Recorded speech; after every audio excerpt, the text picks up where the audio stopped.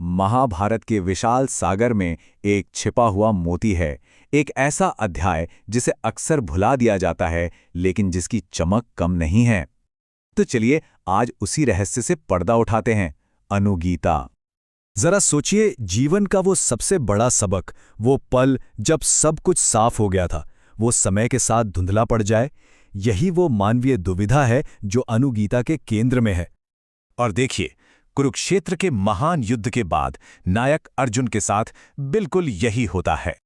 युद्ध की उथल-पुथल शांत होने के बाद अर्जुन एक भारी मन से कृष्ण के पास आते हैं।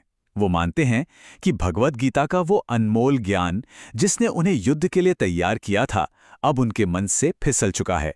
वो उसे फिर से सुनना चाहते हैं। लेकिन कृष्ण का जवाब थोड़ा चौंकाने वाला है।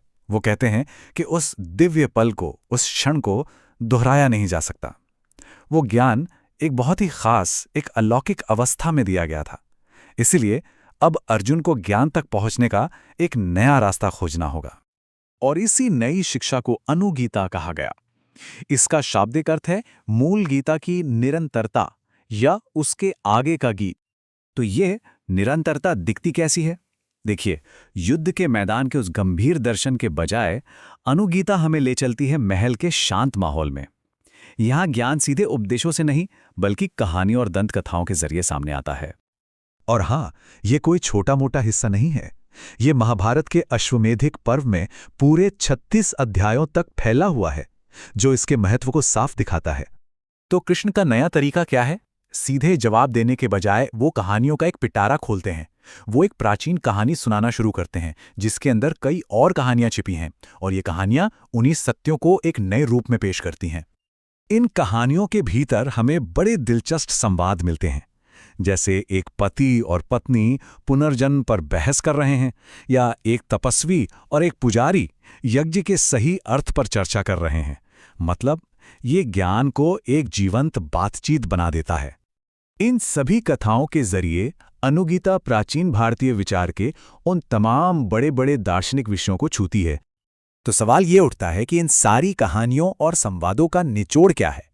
अंत में सारी बात एक अच्छा जीवन जीने के तरीके पर आकर रुकती है, एक नैतिक दिशा निर्देश पर।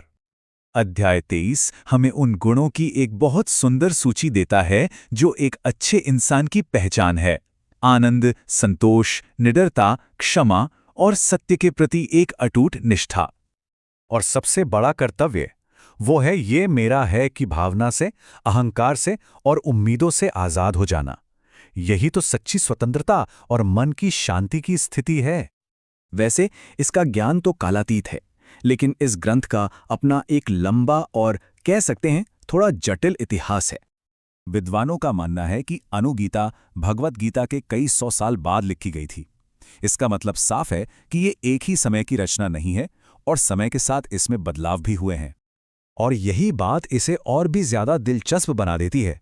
ये हमें दिखाता है कि कैसे महान विचार समय के साथ विकसित होते हैं, और कैसे नई पीढ़ियां उन्हें समझती हैं और फिर से अपने तरीके से बताती हैं। और अंत में अनुगीता हमें एक बहुत गहरे सवाल के साथ छोड़ जाती है। सवाल ये कि क्या ज्ञान एक ही बार में मिलने वाला कोई रहस्योद्घाटन है, या यह एक ऐसी कहानी है जिसे हमें अपने लिए बार बार दोहराना पड़ता है ताकि हम उसे कभी ना भूलें।